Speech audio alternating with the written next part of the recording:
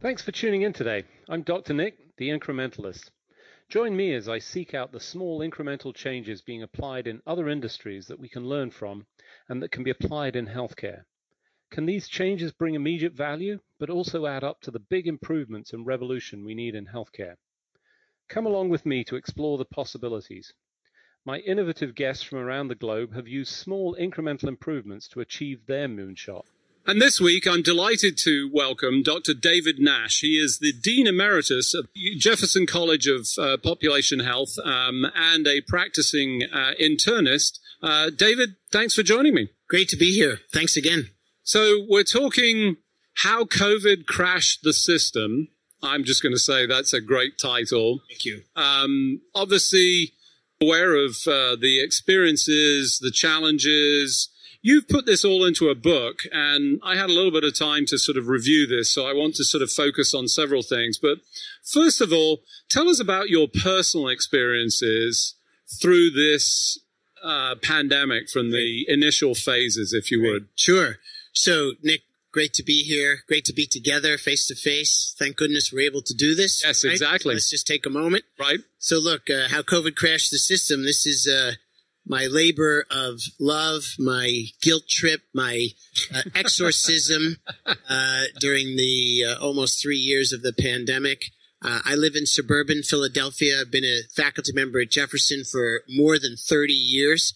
My wife's a doctor, I'm a doctor, and we have a daughter who is a hospitalist, an attending hospitalist. And at the very beginning of the pandemic, she was going to work wearing a garbage bag over her white coat, didn't have enough gloves. You get the idea? Oh, yeah. And so my wife and I were worried that she was going to die. And I was safely at home doing my thing.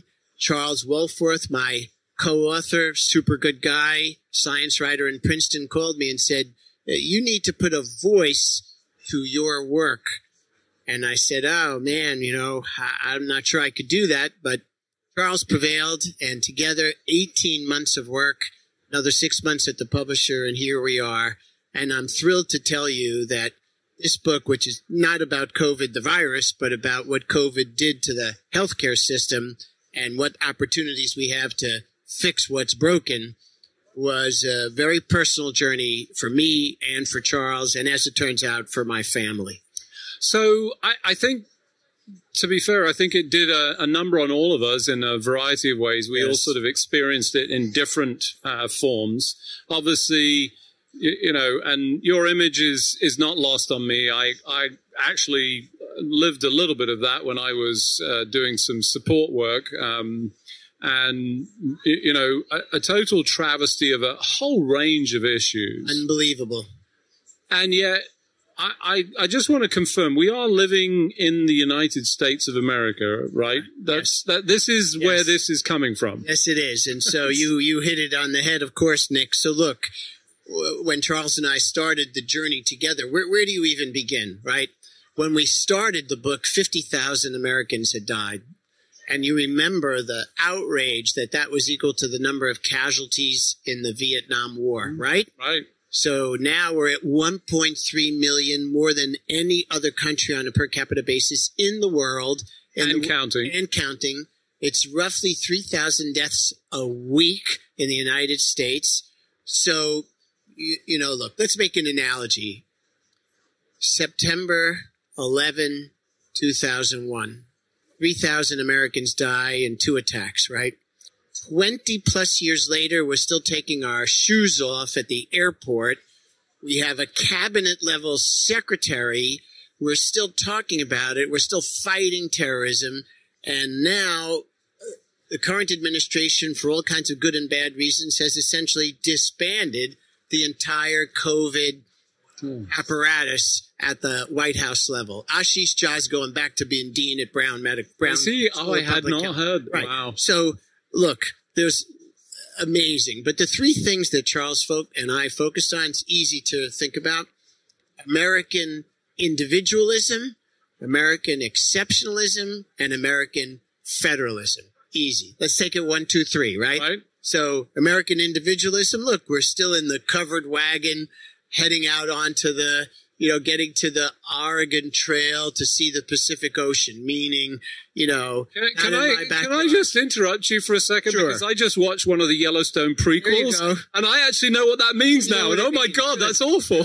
Right. So it's, we're surrounded, and not in my backyard, and I know, and you can't tell me what to do because I'm a survivor. So that's the individualism.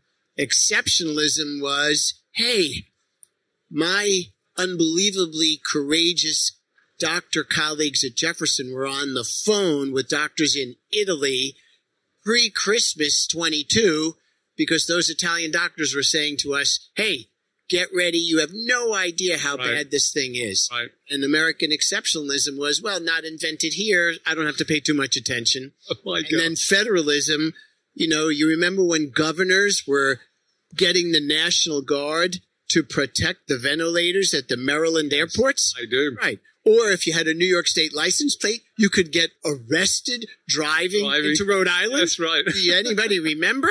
Right. So there was crazy stuff. Checkpoints going into Florida at one point. Checkpoint Charlie. Yeah. Right. Right. So individualism, exceptionalism, federalism, that's what we went through. So let's focus for a second, if we can, on some of the positives that came out, because I think there were, and you highlight so many areas that I think it's easy to forget, but we shouldn't. And we'll come back to the whole issue of that decommissioning of the capabilities and the importance of sadly. But before we do that, I want to just highlight a couple of things that I recall as a clinician. One of the things that was set up really quickly was two things. It was a WhatsApp group of clinicians, and it was a Google Doc of here's what we know and learn. Yeah. Just to be clear, WhatsApp and Google Docs, and they were highly effective, thankfully. Yeah. So we actually have a term for that in the book. Let me tell you, and yes, and Google and all the rest. But we described it as the incident command culture. That's what you're really saying. And let me give 2 minutes on what that's all about.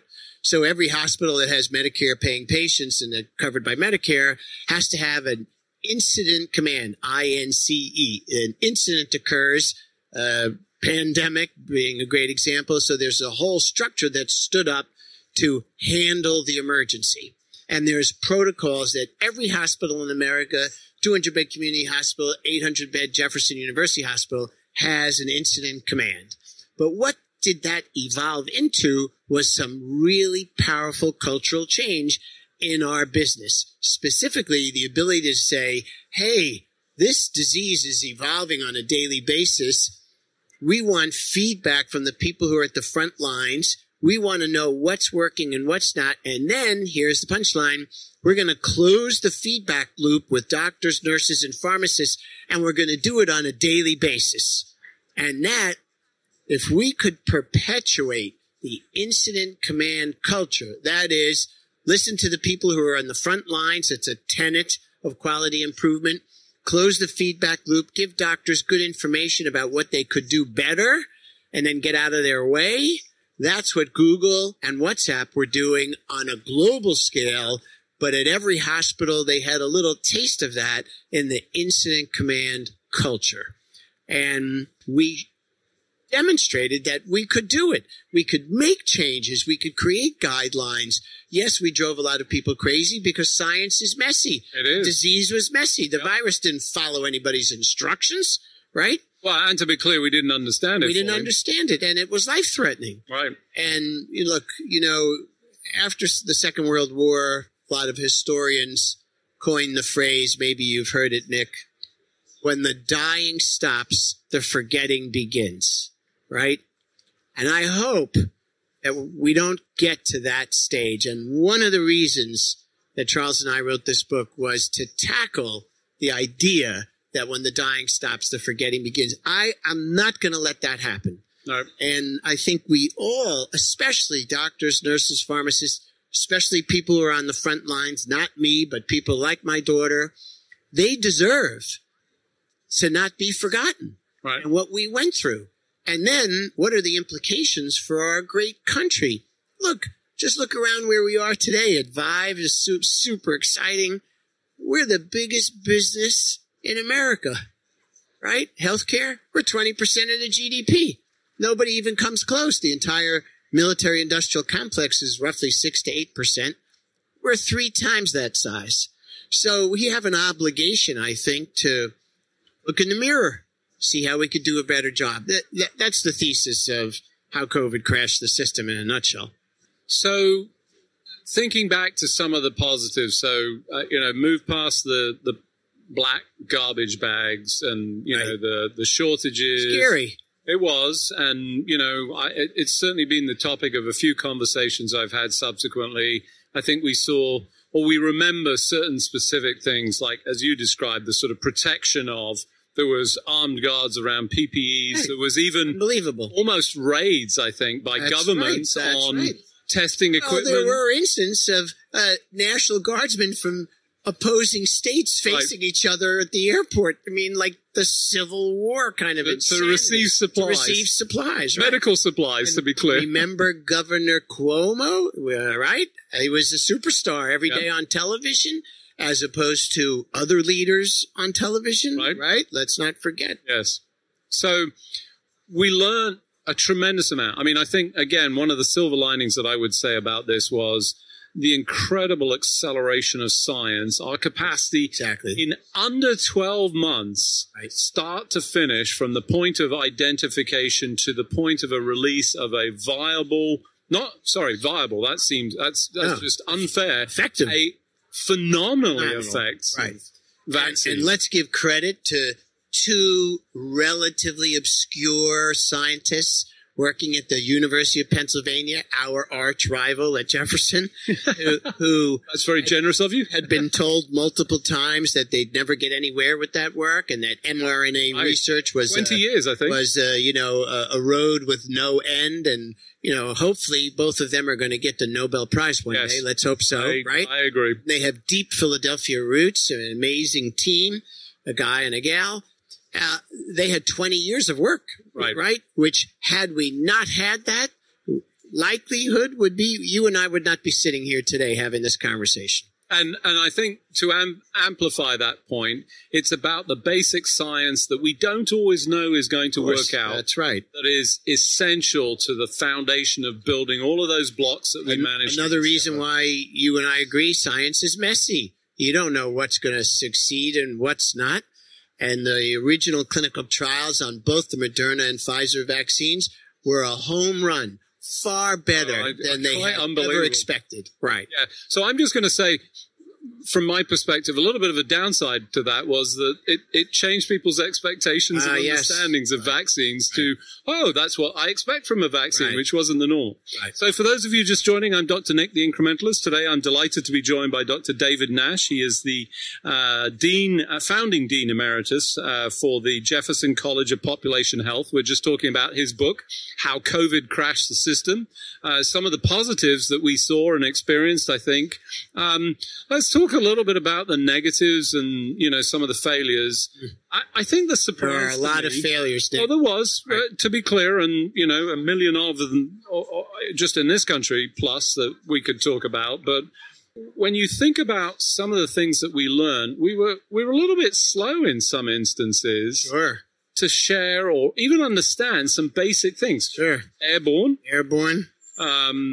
Proning in intensive care, and dexamethasone. Well, I was going to say steroids, which I'm going to say as an old guy from medicine. You and me both. Wasn't that the most obvious thing? Maybe not. Right. No. So look, let's also remember.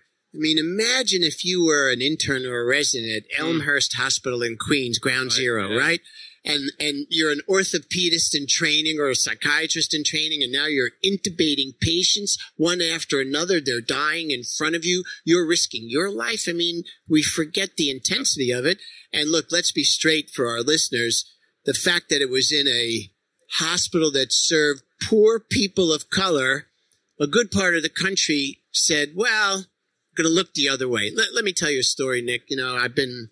Since the book came out right after Labor Day of 22, it's a good, fantastic opportunity. No one ever thought it would be a bestseller. All the money is going to Jefferson. We're selling 1,000 copies a month. I've been all over the country, back and forth. And I have had incredible stories of people coming up to me at a book signing, sharing what they went through. And to your point, I've had other stories of people in my face. Oh, I bet. For example, don't you think those million people would have died anyway? I mean, come on. And this is with highly educated individuals, right? So I've also with letters after their names. Unbelievable. And then I've been in environments where, the fancy dinner's over and I've signed books, and most of the wait staff who are minority come up and give me a huge hug. Yep. So I've had both those experiences. You mean those essential staff that we didn't know were essential staff? Right. Right. Who died at huge disproportionate levels in our own great city. The people who kept the trains running and the subways so the nurses and doctors could get to Jefferson, they were dying at 3x, 4x, and 5x the general population. So if we forget that, shame on us. Truly no laughing matter. So let's talk about the future. So we've had our pandemic for this century. We won't be having another one for another century. Well, let's hope you're right. I joke, but I'm not. Let's hope you're right. Let's be clear. Even if we don't have one as bad, we're certainly going to see more of this. It's absolutely inevitable. I think that. Most of the best scientists in the country would agree with you. Personally speaking, I was very happily surprised that during the great Chinese holiday migration back in January, I was petrified that a mutation would emerge when 800 million people decide to go on vacation. So far, in an unvaccinated country. So far, so good. I hope I don't have to eat my words one day. But right. So we're going to see something. And yet, to your point earlier on of once the fighting's over, we start forgetting. We are forgetting. Of course we are. Why? Right. So part of it, is wrong. I know. I'm sorry. Can I just reaffirm we're still in the U.S.? We haven't moved again? Okay. So I'll tell you what we learned in our work and, being absorbed in this every day for months on end. And Charles and I had a 90-minute Zoom call every other week for 18 months to make this work. So, we talked a lot about COVID. So I think when you interview the experts, the philosophers, the sociologists, the anthropologists, all of which we did, a couple of amazing things emerged. So in countries where they had trust in the government, just let that hang in the air for a moment, right? Where there was which country was this? Australia, New Zealand, Israel, Germany, Sweden, Norway. Where they had trust in the government, that was the key characteristic. And the second characteristic was what the Aussies call mateship, M-A-T-E, mateship. You're my mate. And that's truth. Yeah, I'll get that. And what happens to you, I care about. Happens to me. It happens to me. So between trust and mateship, those countries, they figured it out. They did the tough decision making. They did the quarantine. They wore the mask. They did all the things. Look, trust and mateship, that does not describe our country. It doesn't, sadly, right? And so I think that conquered everything. Culture eats the science for breakfast. And I think we saw an awful lot of that going on. That's the other thing we wanted to call attention to. And then look at our own industry, right? Billions of dollars, hundreds of billions of dollars pumped into healthcare for good reason, keep the thing afloat. Here we are at 5, but lifespan in the United States is in reverse gear. Yeah. Right? Despite all the amazing technology you see surrounding us right here at this moment. For the last 2 years. The last 2 years and the 4 horses of the emotional apocalypse, right? Alcoholism, suicide, opioid abuse, and depression.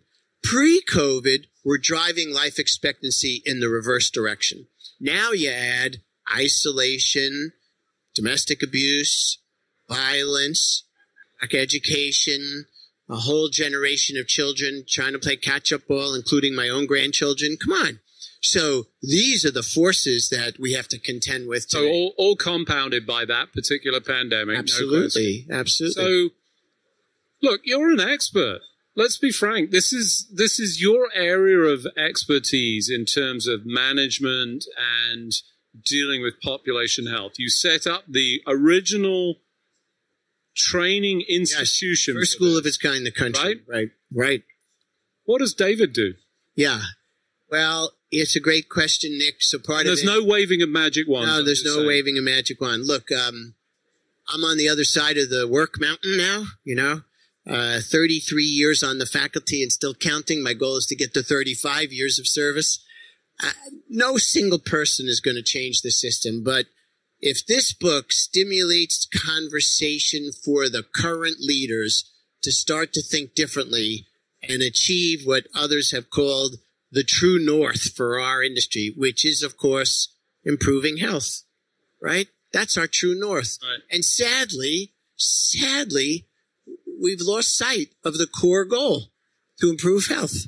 It's not about health care delivery. It's about improving health for the population. We like to say, for the last decade in our college, we want to go upstream and shut off the faucet instead of what we do every day in healthcare, mopping up the floor, right?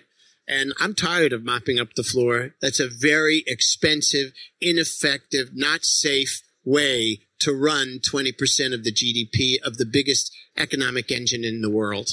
So are we going to wake up and do things differently? Essentially, that's what the last couple of years of my career is going to be focused on. So you're going to create the new WellCare system that we can all sign up for? I'm not going to create it. I'm going to pester the people in charge to start thinking more broadly about the issues. So where would you start? Who would you start pestering? Well, let's do it right at home. Our great city of Philadelphia. It's been my professional home for 42 years, birthplace of our country, 5 medical schools. 1 out of 4 doctors passes through Philadelphia at some point in her training in America. You win the occasional football game or something. Yes, occasionally too, right. Oh, yes, the Eagles. It was a disappointment. You had to bring that up. But seriously, healthcare is the biggest business. I wasn't talking about that football. Anyway, go on. Healthcare is the biggest business in Philadelphia too, right? And if you took Sidney Kimmel Medical College, Jefferson Medical School, and Drexel, those are the 2 largest private medical schools in America. And yet our county where these schools are located is the least healthy county in the state of Pennsylvania. Let me make sure everybody gets that, right? So how can we claim that we're improving health? I mean, the sad truth is we got a lot of work to do. And in my closing years, and it's great to be Medicare eligible, I want to continue. Is it though? Yes, sure it is. Sure it is. And great to have a, 40-year perspective on the problem. But it's not going to be you and me, Nick. It's going to be my doctor daughter and her peer group who are going to be saddled with making the changes that we call for in how COVID crashed the system. Yeah, so I'm just going to call out my daughter's PGY1 there you go. medicine. Oh, great. And she is in the top burnout. Yes, sadly. Profession, right. Specialty, already suffering extraordinarily. And, I worry day to day about that. Why don't we spend the last minute on that since we share this with our 2 daughters? Pretty amazing, right? Right. So look, right across the way, Byron Scott and the team were talking about, I'm not your hero. You're damn right. Yeah. Okay, so let's get over that. It's not heroism we want. It's humanism, not heroism. Heroism is stoicism, individualism, autonomy, lack of teamwork. Everything that's wrong with American healthcare is heroism. Heroism equals burnout and suicide. Yes, it does. We want humanism and communication and an ethical allocation of resources, ending structural racism, all the other issues. That's what we want. We don't want hero doctors. We want humanist doctors. Big difference. So, David, I trust you, and I want to be your mate. All right, man. Struth? Mateship. You got that. We got mateship. All right. Unfortunately, as we have each and every week, we've run out of time. Just remains for me to thank you. Thank you. It's been a tremendous pleasure. David, thanks for joining me on the show. Great to be together. Thanks again. Thanks for joining me today. Do you have any better ideas, or have you found a small incremental change that's brought about a big improvement in your world? Let's continue the conversation on our hashtag, The Incrementalist, or share with me at DrNick1 on Twitter. You can find more information about the show on our program page at healthcarenowradio.com. And tune in next time to hear my discussions with leaders and innovators from around the globe who've revolutionized their space by using small incremental improvements to achieve their moonshot. I'm Dr. Nick, the Incrementalist, and I'm starting a revolution through evolution.